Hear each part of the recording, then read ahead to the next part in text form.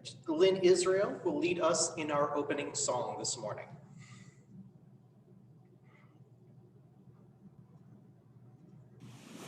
Whoever you are, we welcome you. Wherever you come from, we welcome you. Whomever you love, we welcome you. Whoever you are, we welcome you. Wherever you come from, we welcome you. Whomever you love, we welcome you.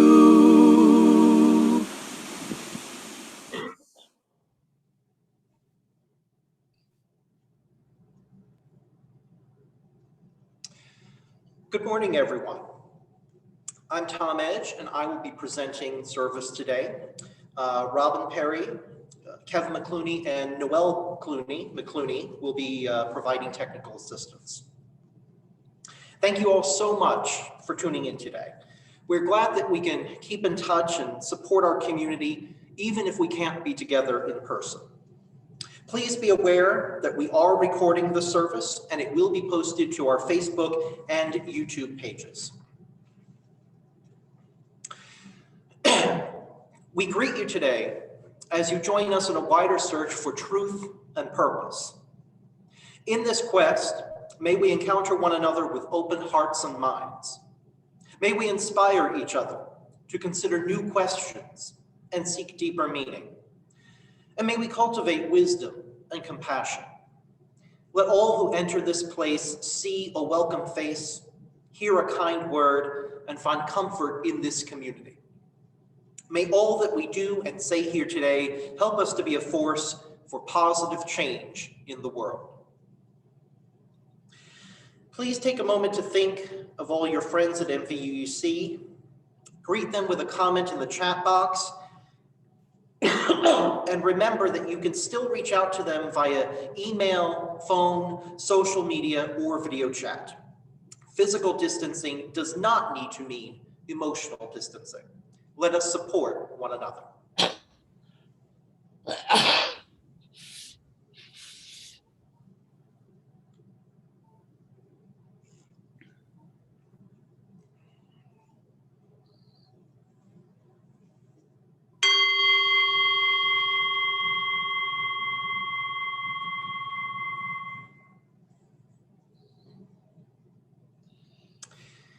Visitors, as we are a diverse group with varying interests and beliefs, our services are varied in format, tone, and topic. We encourage you to view several services to gain a good understanding of our congregation. If you'd like to receive our weekly email newsletter, please email us at news@mvuuc.org. MVUUC remains committed to supporting our members and friends during this difficult time of social distancing. For that reason, we are coordinating assistance with groceries, phone calls, and other needs. If this sounds like something that would be helpful to you, please send an email to sac@mvuuc.org with your name and what kind of assistance you would like to request. Now is the time for announcements. Announcements can be sent ahead of time to services@mvuuc.org to be read. If you have an important announcement now, you can raise your hand by clicking the raise hand button at the bottom of the participant box in Zoom. Then we will announce your name and turn on your mic and camera so that you can make your announcement yourself. Robin, are there any announcements today? Yes, so in the chat, Winnie said, remember that the Spirit and Practice group will meet this afternoon after service at 1 p.m. on Zoom. If you are interested in participating, please contact her, Winnie Rex, at winrexx@gmail.com if you have any questions. And Lisa has an announcement, so I'm going to ask her to unmute and start video.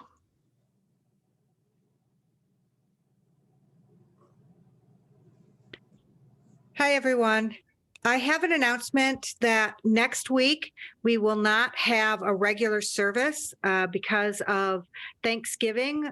We are just going to have a coffee hour at the time we would normally have service.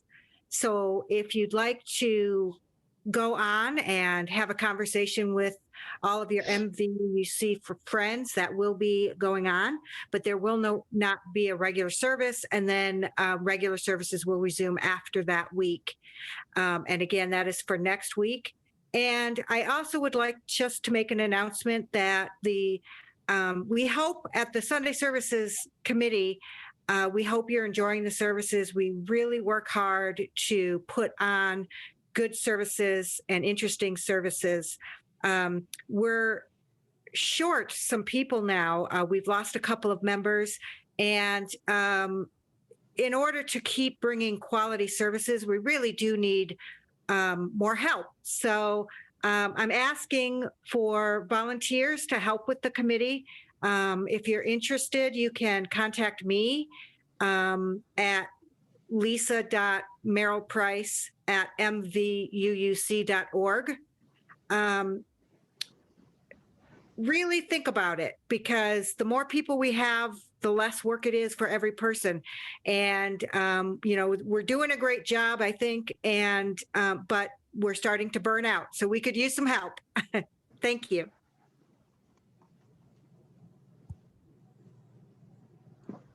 And I think that is all the announcements we have for today. If I could just add really quickly to what Lisa was saying before, presenting is really how I started getting involved with MVUC. And one of the ways I started was just by offering to present on something that I knew a lot about. So if there is something that you think would be of interest to the congregation that is really in fitting with our UU principles, don't be shy about approaching us and making a suggestion. We're really, really open to any of them. And as Lisa said, the more that we can spread this work around, the better off the congregation will be. Thanks.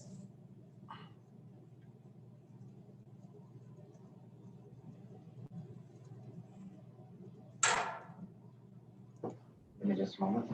All right, the chalice will be lit today by Tom Edge. Please join me in reading the words for the chalice lighting that appear as a comment in the chat box.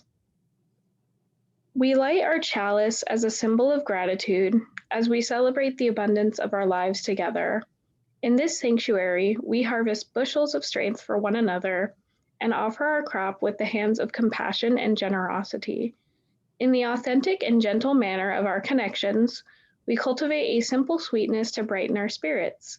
May we be grateful for the ways we nourish and uplift each other, for it is the sharing of the hallowed time together that sustains us.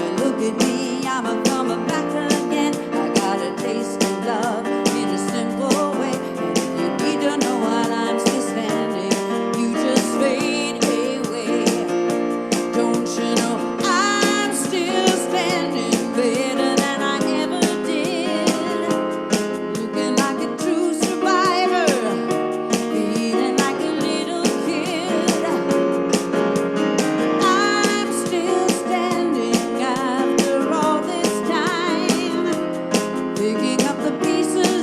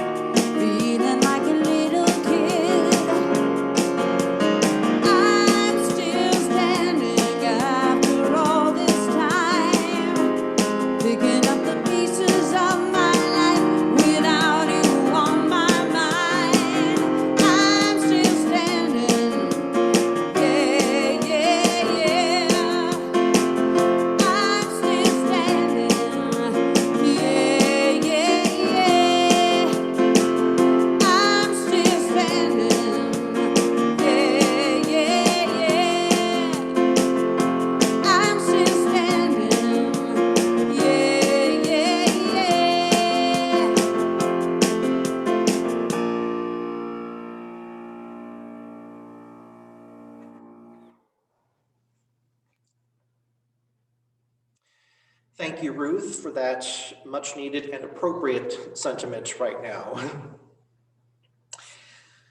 Our opening words today come from Eleanor Haley, Grief at Thanksgiving, Gratitude with a Grain of Salt. I'll go ahead and acknowledge the giant turkey in the room. Thanksgiving can be the pits for people who are grieving. Many of the values, traditions, and messages associated with the day, like warmth, comfort, gratitude, and family togetherness, can feel in direct conflict with a grieving person's actual reality. With all the uplifting and nostalgic holiday messaging, no one would blame you for feeling left out. Many people feel like the holidays are only for happy people, and those who are sad either need to shape up or ship out. However, I'm here to refute this notion. Your invitation to the holidays isn't revoked simply because you don't embody holiday cheer. I know many of you experiencing the heavy thoughts and distressing emotions of grief may be thinking about scrapping Thanksgiving altogether. Maybe you're dreading grief triggers. Maybe your loved ones seem so central to the day that you wouldn't know how to carry it off without them.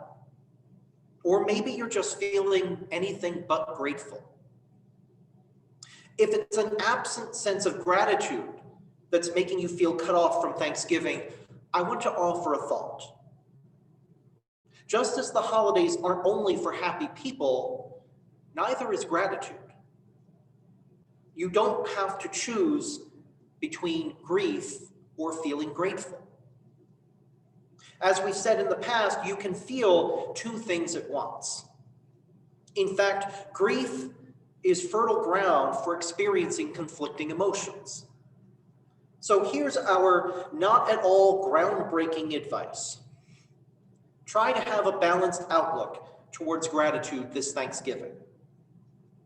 Why is this suggestion important? Because frankly, it sucks to feel alienated, isolated, left out, and disconnected, especially during the holidays.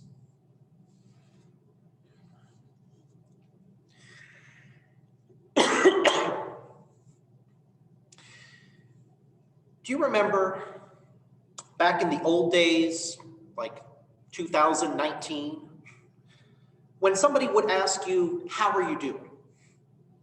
And without thinking, often reflexively, you would respond, good, how are you? You might be sick or stressed, anxious or angry, but 99 times out of 100, you would simply tell the other person you were fine and move on. Depending on how you felt about that person, the ensuing conversation might give you more room to qualify that statement and let them know that you really aren't fine after all.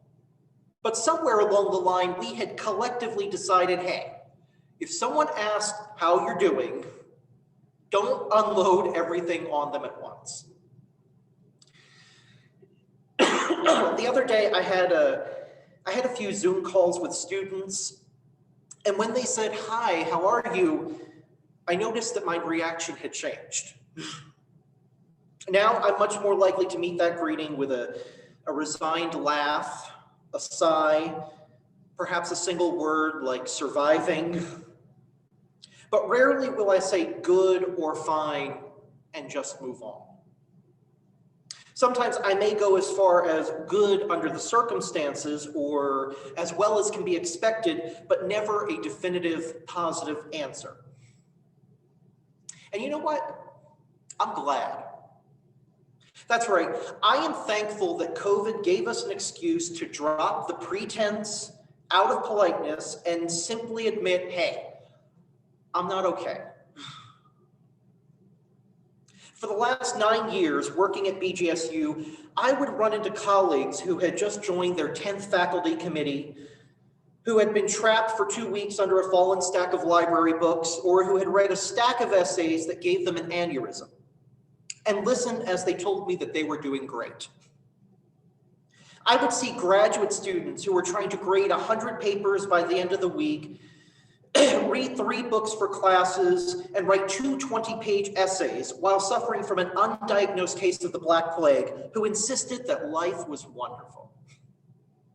Or I would encounter administrators who had to deal with whiny faculty members who seemed to think that they can turn straw into gold and that they were hoarding all of the gold for themselves, who nonetheless insisted that things couldn't be better. I'm glad that we stopped doing this. I'm glad that we finally have the guts to say, I'm not doing well and I need to admit it. And I'm glad that when we hear someone admit that things suck right now, we're a lot less judgmental about it.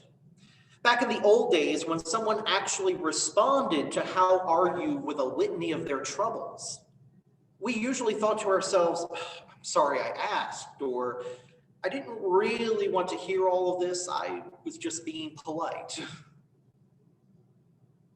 As we enter the home stretch of the year, however, we know what's coming. Starting with Thanksgiving, there is that period of 5 or 6 weeks where it seems like we're supposed to pretend that we're happy, even though these are some of the most stressful weeks of the entire calendar year. And that is under the best of circumstances. How much more stressful is Thanksgiving going to be when we see the usual stories of crowded airports and highways, punctuated by airline passengers refusing to wear a mask? Or that crazy uncle insisting that the Venezuelan government fix the election results in Pennsylvania because QAnon said so. On a more serious note, how will we deal with Thanksgiving and the entire holiday season between now and New Year's Day when we face such widespread collective loss this year? Loss of loved ones, loss of jobs and homes, loss of time with family and friends, loss of everyday experiences that we used to take for granted. I don't know if there's a good answer that I can give to that question, but I do feel we need to talk about it.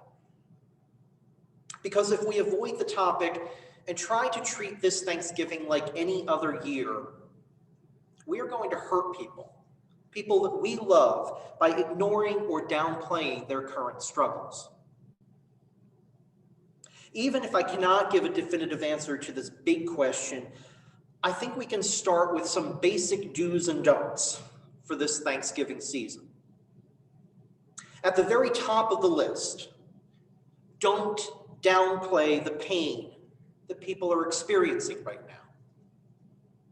As I mentioned earlier, there are people who have lost so much this year who are feeling less than thankful. I'm not a lawyer, but I'm pretty sure that if you tell them to simply cheer up, look on the bright side, keep a positive attitude, be thankful, and everything will be fine, they are legally allowed to punch you in the face. But there are also lots of people who are experiencing a different sort of pain, the loss of traditions and time with family. Their pain may not be on the same level as those who've experienced the death of a close relative or who are experiencing economic uncertainty. Their anger over this may be directed at the wrong people, and it should be confronted when it takes destructive forms. Speaking as someone who has not visited immediate family in nearly a year, however, that pain is very real and very understandable. As a baseline approach then, let's agree that we are all stressed, angry, and that we've all lost something this year that makes us feel less gracious about the holiday season. Just as we no longer expect people to tell us that they're fine, let us assume that everyone's holiday season is going to be disrupted in some manner, that they are not happy about it, and that these feelings are valid. Once we have done that, consider the opening words we heard today from Eleanor Haley. Haley specializes in coping with grief after the death of loved ones, and some of her lessons are appropriate for our own national and global moment. No, she probably did not write them, considering how they might be applied to shared, widespread grief. Nonetheless, what I appreciate about her approach is that it is rooted in acknowledging that grief rather than burying it. Haley openly tells us that we are under no obligation to put on a happy face just for the benefit of others, while recognizing that many of us feel compelled to do so at this time of year, especially when children are involved. Instead of telling us to ignore the grief, Haley encourages us to seek balance. To handle Thanksgiving, she suggests that for everything you are grieving, try to find one thing to feel grateful for. Now, I'm not sure if she's a UU, but this passage sure sounds like something we would write. Quote, I have confidence that you can find something to be grateful for, like a hot cup of coffee, a happy memory, a song you like, your dog, your cat, green bean casserole. You get the picture. Even if you don't want to make a habit of this whole gratitude thing, just give it a try through Thanksgiving.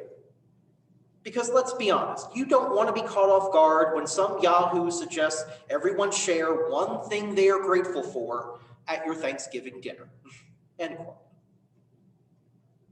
Haley certainly did not consider that Thanksgiving dinner might be shared over a Zoom call, and that our frustration might be rooted in our physical separation from loved ones rather than their presence. But I like her focus on small points of gratitude, coupled with engaging our grief. She doesn't ask us to forget our troubles or minimize them. She doesn't ask us to find big, life-changing reasons to be thankful. And she doesn't say that the level of our grief and gratitude will automatically cancel each other out.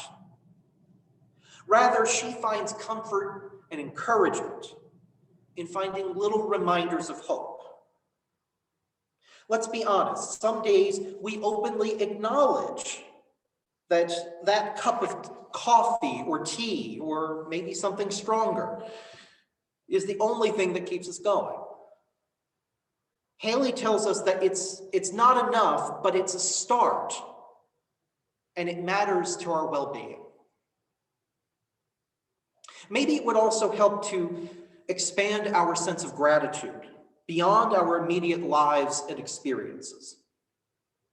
This semester, I am not particularly grateful that I feel so isolated from my students, and how this makes it difficult to have important discussions with them face to face.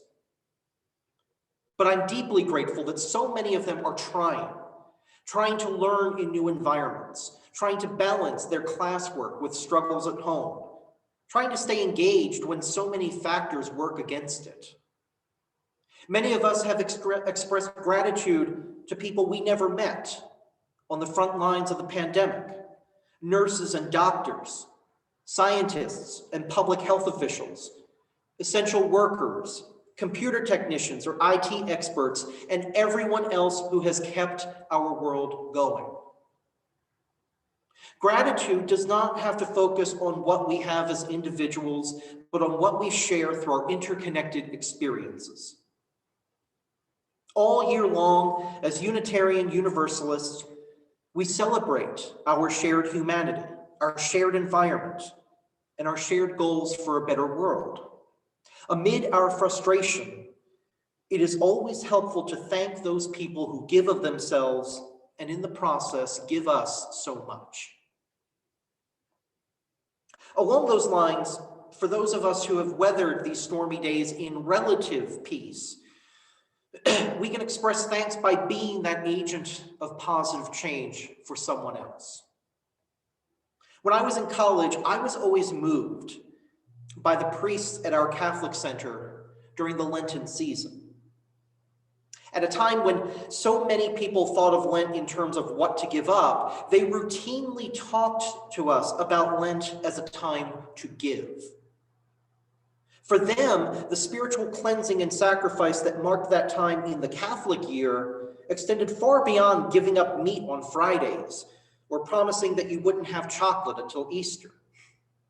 Instead, they asked us to think of volunteering our time or donating to important causes.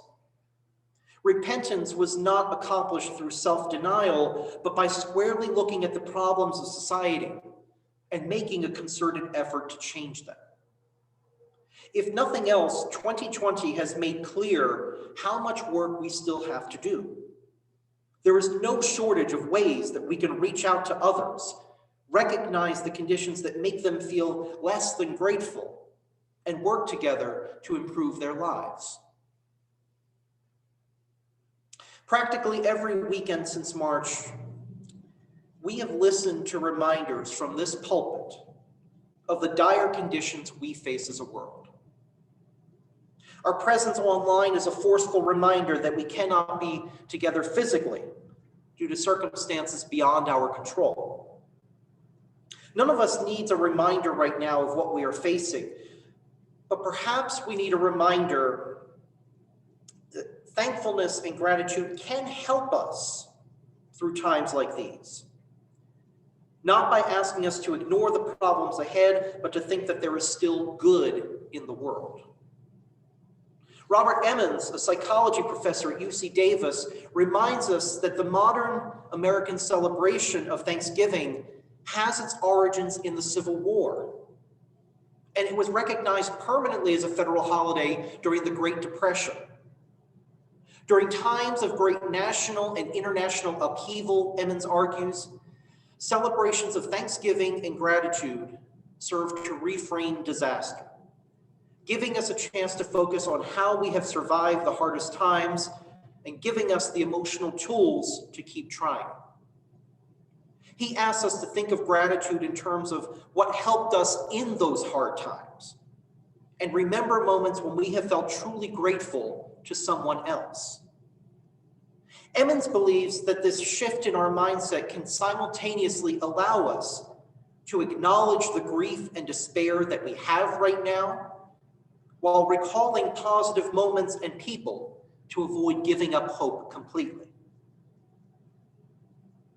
But I think there is one last thing we can consider at this time of year. Both Haley and Emmons talk to us about grief and gratitude coexisting with one another. If we allow ourselves to place these ideas in conversation, maybe we can reframe Thanksgiving entirely. During a time of year when we are asked to count our blessings, maybe this is the perfect time to think of what we want to change. Sure, the calendar tells us that New Year's Day is the time for resolutions. I'm going to lose weight, I'm going to read more books, I'm going to set aside $1 a day. Yeah. New year, new you, right? Maybe we don't have to wait until New Year's Day to resolve ourselves to make changes. Maybe Thanksgiving is the perfect time to start thinking about the ways we want to shift our thoughts, our actions, and our world. While we are thinking at this time of year about what makes us grateful, let's take the time to not only acknowledge our grief, but think about what we want to do. If there are parts of our lives at this time of year that remind us what is wrong with the world, let's own it. Instead of only dedicating this time of year to giving thanks, let's use it to give serious thought to our intentions. Instead of giving up our worries and only living in this moment, let's give thought to what we want to be grateful for a year from now and how we can make that happen. Instead of asking people to only focus on the positive right now, let's look directly at those troublesome parts of our lives and our world and say thanks, but no thanks.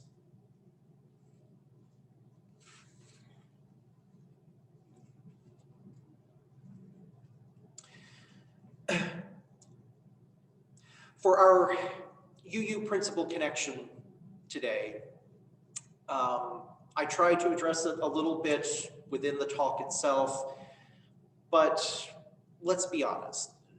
so much of what Thanksgiving means to us as a society really coincides with a lot of our UU principles. Principles dedicated to positive change and justice, principles dedicated to how interconnected our lives really are, and to thoughtful reflection on our place in the world. My hope in this talk is that we also concentrate on how we support one another in those spiritual journeys. And I think that's a part of the UU principles that we don't necessarily talk enough about. At this time of year and through the coming holiday season, it is easy to wonder why certain people don't get in the spirit in a typical year. It's easy sometimes to even judge them for it and wish that they would just cheer up. I think that given our collective journeys this year, through pandemic, through an election season that seems to want to keep going on, through so many individual issues that we're facing, I think we recognize more and more that those individual journeys are all just part of one much larger shared journey. That there's always a connection between our view of the world as an interconnected place and our support of people's individual journeys. And this holiday season, let's make an effort to really meet people where they are. To understand that if they're not in the holiday spirit, well, maybe we need to start adjusting what we mean by the holiday spirit. And that maybe a lot more of what we think of as the holiday spirit can be embodied in our own actions towards others rather than in their attitude towards this time of year. Thanks.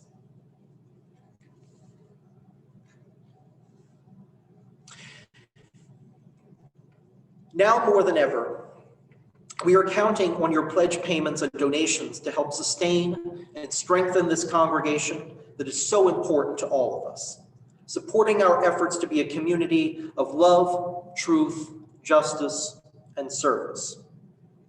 Please click on the link in the chat box or scan the QR code, and be sure to select the correct designation on the drop-down box when you donate. Thank you.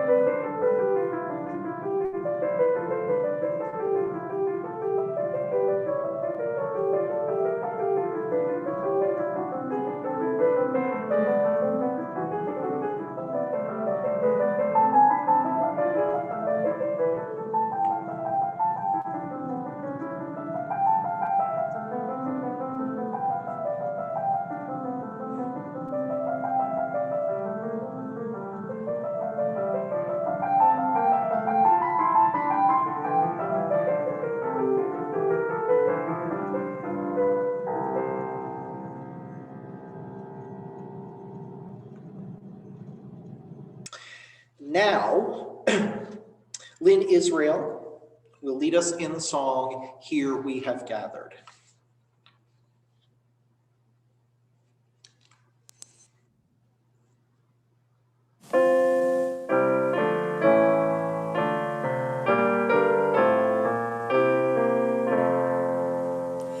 Here we have gathered, gathered side by side, circle of kinship, come and step inside.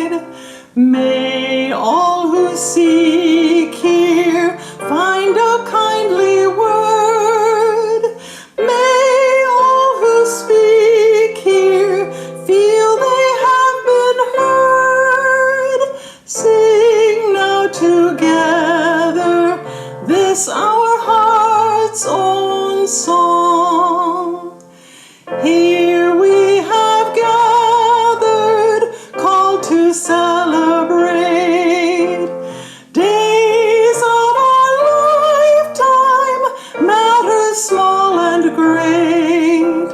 We of all ages, women, children, men, infants and sages, sharing what we can, sing now together this our heart's own song.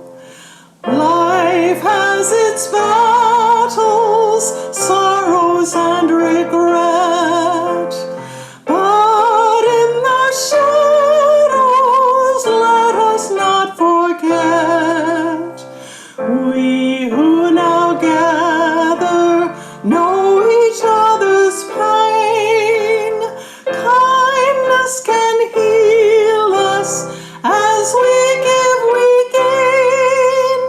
Sing now in friendship this our heart's own song.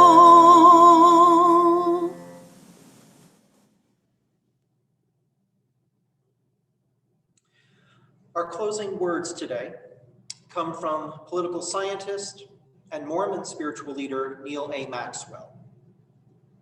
For my part, I desire that my blessings bring about my needed greater spiritual refinement, in addition to my grateful acknowledgement. Yes, you and I should count our blessings, but we should also make them count.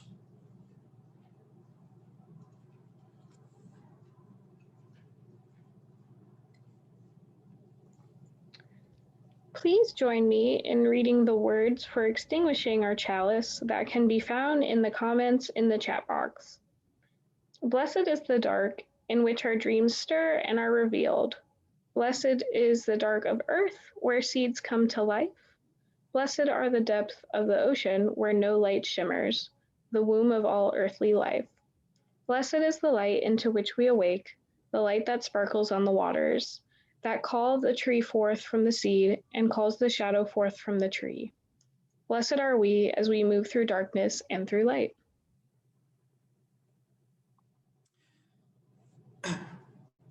After the service, we will turn on all videos and mics. Feel free to stay in Zoom and chat with your fellow MVUUC members and friends for our coffee hour. Please be patient, as turning on the cameras must be done one at a time, and it can take a few minutes to get to everyone. And now, for our closing song, let us sing Go With a Song in Your Heart, and you can find the words as a comment in the Zoom chat box. Give me 1 second.